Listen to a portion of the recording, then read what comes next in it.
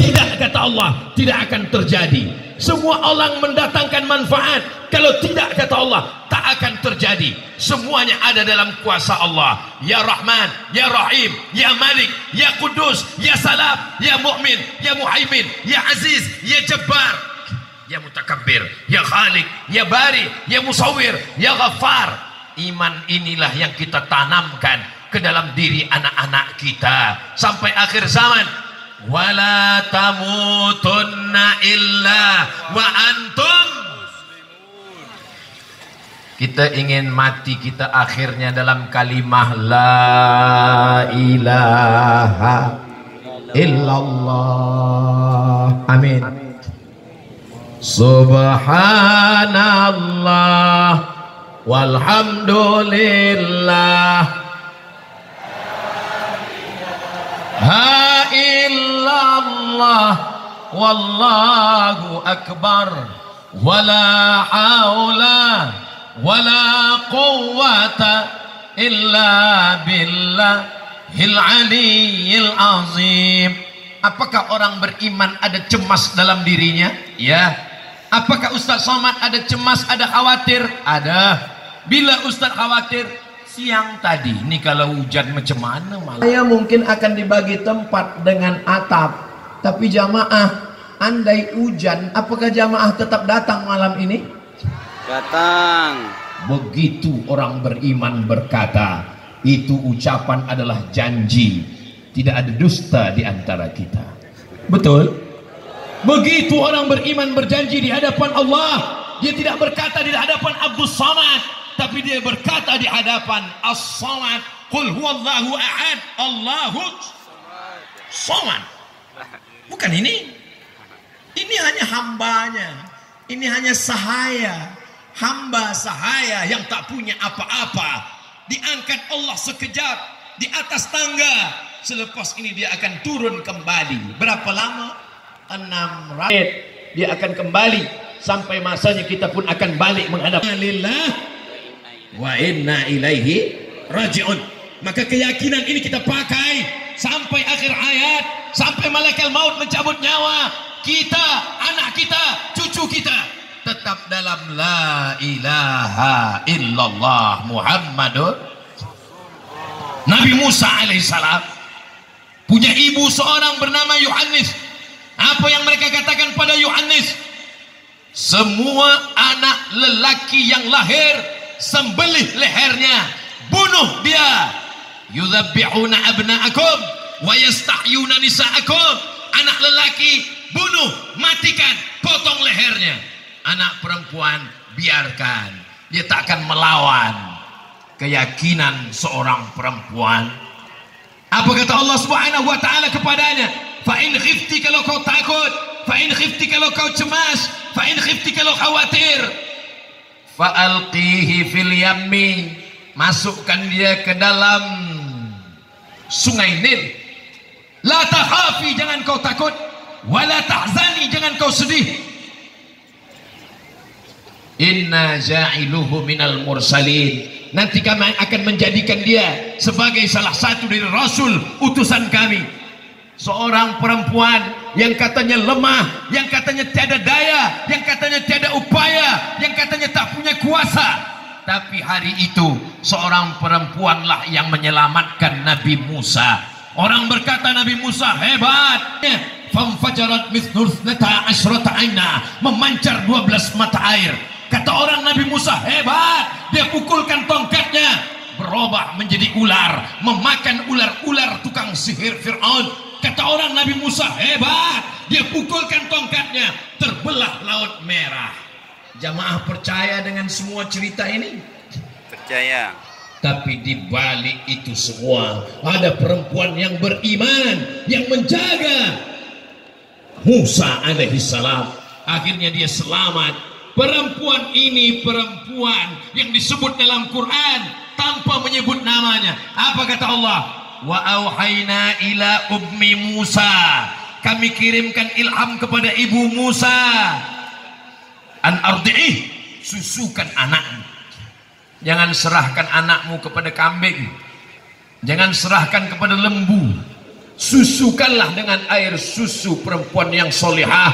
Fa in khifti alaihi, kalau kau takut anakmu dibunuh Fir'aun, fa alqihi fil yammi, hanyutkan dia ke sungai. La takhafi, jangan takut, wala tahzani, jangan sedih. Inna radduhu ilaiki, nanti kami akan mengembalikannya kepadamu. Tapi dia tidak kembali dalam seorang bayi, dia akan kembali waja'iluhu minal mursalin, dia akan menjadi rasul, salah satu utusan Allah subhanahu wa ta'ala. Apakah Allah mewujudkan janjinya? Ya, karena Allah itu innaka la tukhliful mi'ad, janji Allah pasti akan terwujud. Pernah kita menengok Allah? Tidak. Ada kita menengok neraka? Tidak. Ada kita menengok surga? Tidak. Itulah yang akan dijawabkan malaikat esok subuh. Manakala malaikat yang berjaga malam ini esok subuh akan sholat subuh bersama dengan malaikat yang akan berjaga esok hari, hari Ahad esok hari, hari Sabtu malam Ahad. Malaikat yang berjaga malam ini berjumpa dengan malaikat berjaga esok pagi, berjumpa dalam sembahyang subuh. Itulah mengapa orang yang sembahyang subuh disebut dengan wa Qur'anal fajri kana mashuda, membaca Quran pada sembahyang subuh dipersaksikan malaikat, kerana malaikat malam, malaikat siang berkumpul. Mudah-mudahan besok subuh kita tetap ke masjid insyaallah. Amin. Amin. Saya tak mahu esok subuh masjid surau, musola, jamaah tak ada. Bila ditanya imam, kemana pergi jamaah? Sebab Ustaz Somad malam tadi semua tak sembahyang subuh. Kita tetap sembahyang subuh insyaallah. Amin. Apa yang membuat mereka berkumpul? Malaikat ditanya Allah, Allah bertanya, bukan Allah tak tahu, tanya kepada malaikat. Nampaknya dah mulai turun. Hai malaikat, apa kerja mereka malam tadi? Kata malaikat, malam tadi mereka berkumpul di dataran Merdeka. Kenapa mereka berkumpul? Apakah ada artis? Apakah ada sepak bola, bola sepak? Apakah ada konsert, musik? Tak ada ya Allah. Apa yang mereka tengok? Seorang hambamu yang kurus 50 kilogram. Hanya iman yang membuat kita berkumpul malam ini, yang dibacakannya ayat-ayatmu, yang dibacakannya hadis-hadismu, yang diceritakannya nabi-nabimu. Dengan keimanan itu dia ingin umat ini di akhir zaman supaya tetap kuat seperti kekuatan yang diberikan Allah kepada nabi-nabi insyaallah. Amin. Begitulah Nabi Musa alaihissalam dengan ibunya. Ketika dia terusir dari istana Fir'aun, dia lari tegak di atas bawah pokok kain. Di saat itu tiada tempat bergantung. Ayah tak ada, terusir dari istana Fir'aun. Siapa tempat dia bersandar? Tempat bersandar hanyalah Allah. Besar ujian hidupmu, ada tempat yang lebih besar. Allahu Akbar. Susah hidupmu, payah hidupmu, ada tempat engkau mengadu. Jangan mengadu kepada kawan. Hari ini jadi kawan, besok berubah menjadi kawan juga insyaallah. Jangan mengadu kepada harta, harta akan binasa. Jangan mengadu kepada Facebook, apalagi kepada TikTok. Nanti semua orang akan komen. Hidup ini tak susah. Yang susah itu adalah memikirkan komen orang. Betul? Nampaknya banyak yang tak tahan kena komen. Ustaz Somad selama di Lumut, selama di Melaka, selama di Kuala Lumpur, esok last kali di Jelutong, apakah tak ada komen? Semua ada komen. Bacalah komen-komen yang ada di Instagram. Bagi yang belum follow, sila follow. Apa maknanya? Itulah hidup. Hidup itu ada ujian, hidup itu ada cobaan. Yang membuat kita kuat adalah iman kepada Allah subhanahu wa ta'ala. Nabi Musa alaihissalam kuat ketika dia akan menyeberang Laut Merah. Apa kata Bani Israel? Innalamudrakun, kita akan tertangkap. Di belakang kita ada Fir'aun, di belakang kita ada Haman, Di belakang kita ada tentera Fir'aun. Inna lamudrakun, kita akan tertangkap. Apa kata Nabi Musa? Kalla, tidak. Kalla, tidak. Inna ma'iya rabbi sayahdin, bersamaku ada Allah yang akan menyelamatkan kita. Semua orang menakut-nakuti kita, semua orang membuat kita cemas, semua orang mengancam kita. Kita tetap bersandar kepada, jangan bersandar pada suami, nanti dia diambil orang. Bersandar kepada istri, kita mati, dia diambil orang. Bersandar kepada Allah Subhanahu wa taala. Apa kata ulama tasawuf? Ilahi anta maqsamad. Ditazkirahkan malam ini, faqsusil qasasa, ceritakan kisah-kisah ini supaya apa? La'allakum yatafakkarun, mudah-mudahan mereka berfikir. Sedang nabi-nabi ujiannya berat, sedang nabi-nabi hidupnya berat. Jadi kalau ada orang yang dah sembahyang, yang dah puasa, yang dah mengaji, yang dah ikut tazkirah, Ustaz Somad, kenapa hidup saya ini susah? Kenapa hidup ini berat? Kenapa hidup ini ujian? Itulah yang disampaikan Ustaz Abdul Somad dari tadi, tentang Adam, tentang Nuh, tentang Ibrahim, tentang Ismail, tentang Hajar, tentang Musa, tentang ibunya berhadapan dengan Fir'aun, sampai masanya Nabi Isa alaihi salam. Ada seorang perempuan suci, bersih, tak ada dosa, antar, dia tak jumpa dengan lelaki, malang tak dapat ditolak, untung tak dapat diraih, hamil mengandung tanpa suami, malu. Apa yang terjadi? Fitnah. Orang mengatakan dia dah berzina, tapi dia tetap kuat, dia tetap tegar. Dia adalah satu surah dalam Al-Quran. Perempuan itu bernama Maryam. Hebatnya Maryam. Apa kata orang Yahudi? Makana abuki mara'ata saw'in, makana abuki mara'a saw'in, ayahmu bukan orang jahat. Wa makanat ummuki baghiyah, ibumu bukan orang jahat. Kenapa engkau hamil tanpa suami? Dia hanya diam. Kenapa dia diam? Sebab kita melawan orang yang jahil, tak berkesudahan, maka diam lebih tepat. Idza nataqas, dengan diam. Saya tak balas bukan kerana diam, sebab saya tak tahu passwordnya. Kitalah yang paling kenal diri kita. Kitalah yang paling tahu. Kita ni pemarah, kita ni tak tahan emosi, kita ni nak mengamuk bila membaca. Bila kita baca tak terbalaskan sebab orang pakai fake account, kita akan hancurkan. Yang hancur handphone kita, bukan handphone orang. InsyaAllah selepas balik dari Kuala Lumpur ni, orang tak akan ada lagi yang mengolok ejek Ustaz Somad, sebab dia dah ada kris dah. Saudaraku yang dimuliakan Allah Subhanahu wa taala, apa yang dilakukan oleh Maryam? Maryam sadar, Maryam tahu ini adalah ujian dari Allah Subhanahu wa taala. Melahirkan seorang anak, tiada suami, fitnah semuanya. Pergi dia meninggalkan Palestin. Fa'aja'ahal makhadu, sampai masanya dia melahirkan anak. Selepas anak lahir, tak ada orang bagi minum, tak ada susu, tak ada kurma. Apa kata Allah?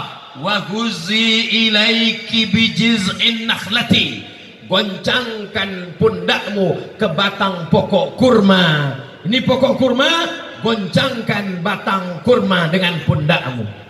Apa yang terjadi?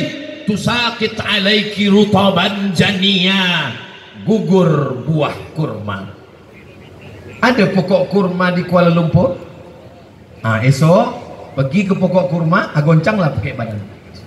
InsyaAllah, jangankan satu perempuan, 10 lelaki takkan jatuh pokok kurma. Bila tak ada pokok kurma, cari pokok sawit. Kurma dengan sawit adik-beradik sama besar. Lalu kenapa Maryam menggoncangkan badannya ke pokok kurma? Sebab imannya berkata, Allah memerintahkan, walaupun baru melahirkan anak, walaupun lemah, walaupun diejek, walaupun diolok, jauh dari orang tua, ayahnya meninggal dunia, ibunya tak ada, dikucilkan, dijauhkan, direndahkan, dihinakan, tapi dia ada keyakinan yang membuat dia kuat. Yang membuat kuat itu adalah iman. Lahirlah seorang anak bernama Isa alaihi salam. Isa, semua ingin membunuhnya. Datang orang Rum ingin membunuhnya. Datang Bani Israel ingin membunuhnya. Lalu apa kata Allah? Wa ma qataluhu, mereka tak boleh membunuh Isa. Wa ma salabuhu, mereka tak berhasil. Walakin syubbiha lahum, ada orang lain yang diserupakan dengannya. Dia diselamatkan oleh Allah. Apa yang membuat dia selamat? Yang membuat dia selamat adalah iman. Apa nih Ustaz Somad nih dari tadi cerita iman. Memang tajuk kita iman, bukan amin. Tajuk kita adalah tentang iman. Inilah yang kita tanamkan dalam diri kita. Abu Bakar Siddiq memberikan hartanya kepada Nabi, memberikan nyawanya kepada Nabi, memberikan anaknya kepada Nabi. Anaknya Sayyidatuna Aisyah radhiyallahu anha. Hartanya dimasukkan batu ke dalam kain, sebesar itulah emas yang dibawa hijrah. Nyawanya masuk dia ke dalam lubang batu pada malam hijrah. Nyawa dia berikan, harta dia berikan, anak dia berikan. Apa yang membuat dia memberikan semuanya untuk dakwah? Iman. La tasubbu ashabi, jangan kamu caci maki sahabatku. Lau anfaqa ahadukum mithla Uhudin zahaban, andai ada di antara kamu yang boleh bersedekah emas sebesar bukit Uhud, itu belum sampai setengah tapak tangan Sayyidina Abu Bakar Siddiq radhiyallahu anhu. Itulah mengapa kita sebut manakala salat tarawih, Al-Khalifatul Awwal Sayyidina Abu Bakrin Siddiq. Nampaknya jamaah tarawih kenyang makan kolak 2 mangkuk. Bila dia sedang khusyuk atau sedang Subhanal Malikil Hayyil Ladzi la yanamu wa la yamutu wa la yafutu abada, Subuhun Quddus Rabbuna wa Rabbul Malaikati war Ruh. Allahumma salli ala Sayyidina Muhammad.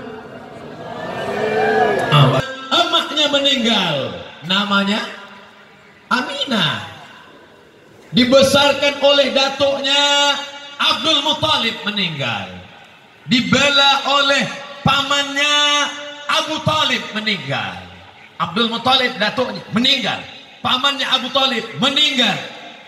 Istrinya, kesayangannya, tempat mengadunya, yang menyelimutinya, Khadijah, meninggal. Anak perempuannya 4, Ruqayyah, Zainab, Ummu Kulsum, meninggal. Anak lelakinya Al-Qasim, Abdullah, meninggal. Pergi ke Taif. Orang Taif tidak menyambutnya dengan Tala al-Badru alaina. Orang Taif tidak menyambutnya dengan marhaban ya Nural Aini. Apa yang membuat dia kuat? Yang membuat dia kuat adalah iman. Dengan iman inilah kita kuat. Malam ini bila kita selama ini goyang, goncang, anginnya kencang, insya Allah yang menyampaikan ini balik dari Kuala Lumpur lebih kuat insya Allah. Amin. Membuat itu adalah iman. Sebab dia yakin dan percaya ada janji Nabi Muhammad, la tuftahannal Konstantinia, kamu akan membebaskan Konstantinopel. Wala ni'mal amiru amiruha, panglima perang yang terbaik adalah dia.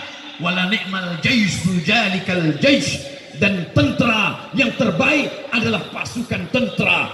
Itulah dia yang merebut Konstantinopel. Apa yang membuat dia yakin? Yang membuat dia yakin adalah iman. Berapa umur dia waktu itu?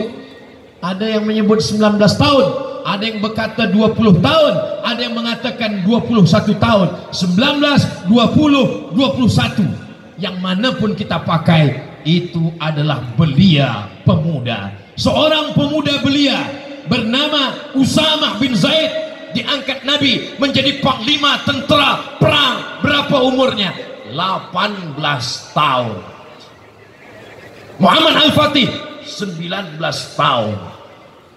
Usamah bin Zaid 18 tahun menaklukkan Konstantinopel. Hari ini bila kita tanya pemuda belia, berapa umur kamu? 19 tahun. Apa yang sudah kamu taklukkan? Hati 3 gadis pujaan hati. Di mana anak-anak muda belia kita? Malam ini malam Ahad, biasanya hari Sabtu malam Ahad pemuda belia akan berjalan ke sana kemari, tapi malam ini semuanya datang mengagungkan Allah. Kenapa dia datang? Semuanya kerana iman. Malam ini kita berjalan sayang? Tidak. Malam ini kita akan mengaji. Ada Ustadz Abdul Somad di Dataran Merdeka. Lalu macam mana hubungan kita? Lepas mengaji kita berjalan. Betul? Betul pula kata dia. Saudaraku yang dimuliakan Allah Subhanahu wa taala, iman membuat pemuda menjadi takut kepada dosa. Iman membuat pemuda menyelamatkan dirinya dari zina.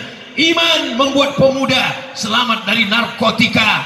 Iman membuat orang tua mendidik anak-anak yang belia. Itu ada dalam sejarah Islam. Akhirnya Islam pun sampai ke bumi Melayu. Orang Melayu menerima dakwah Islam yang ada di Sumatera, yang ada di Kalimantan, yang ada di Semenanjung, yang ada dari mulai Fatani sampai kepada Langkat, sampai kepada Al-Qadariyah. Semuanya bersyahadat menyambut dakwah Islam. La ilaha illallah Muhammadur Rasulullah. Sultan-sultan Melayu membina masjid. Pergilah di mana ada kesultanan Melayu, di sana ada masjid, di sana ada mufti, di sana ada ulama, di sana ada habaib. Pergi ke Pulau Penyengat, di sana ada makam sultan, di sana ada Habib As-Sagaf, di sana ada Gurindam 12, di sana ada Sultan Ali Haji. Kemana kaki melangkah, pulau mana yang kita pijakkan kaki, kita akan menemukan di sana ada Sultan Melayu, ada hukum hakam syariat Allah. Tapi Islam tidak membunuh, Islam tidak menganiaya. Semua berbilang kaum hidup mesra, yang Islam, yang tak Islam, semuanya dalam masalah akidah tak ada tawar menawar. Wala ana abidum ma'abatum wala antum abiduna ma'abud lakum dinukum. Tapi dalam masalah muamalah, jangan ajarkan orang Islam bagaimana cara bertetangga dengan orang tak Islam. Pergilah sejauh mata memandang, tak ada orang Islam membunuh yang tak Islam. Tak ada orang Islam membawa pedang. Siapa yang tak Islam, pancung kepalanya, halal rumahnya, hancurkan tanahnya, ambil hartanya. Itu bukan ajaran Islam. Wa ma arsalnaka illa rahmatan lil alamin. Siapa yang mengajarkan kita? Yang mengajarkan kita adalah Sayyidina wa Maulana Muhammad sallallahu alaihi. Apa yang kita balaskan untuk dia? Dia tak minta harta kita, dia cuma minta tanamkan pusaka Nabi Muhammad sallallahu alaihi wasallam di hati anak-anak kita.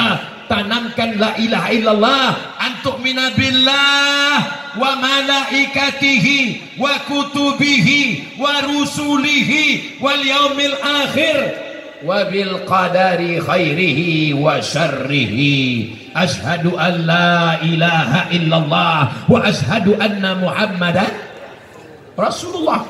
Iman yang membuat ulama datang dari Jazirah Arab, dipukul ombak, dimpas gelombang, sampai ke bumi Melayu, mengajarkan syahadat kepada nenek moyang kita yang tak mengenal Allah. Mereka menyembah hantu, mereka menyembah batu, mereka menyembah kayu. Pada akhirnya mereka menyembah iyyaka na'budu wa iyyaka nasta'in. Orang yang paling rugi adalah orang yang pernah hidup di atas dunia, pernah bernafas dengan udara dari Allah, jantungnya dari Allah, degupnya dari Allah, langkahnya dari Allah, tapi dia tak pernah menolong agama Allah, tak pernah mengajak orang ke jalan Allah. Ustadz Abdul Somad yang berdakwah, Ustadz Abdul Somad yang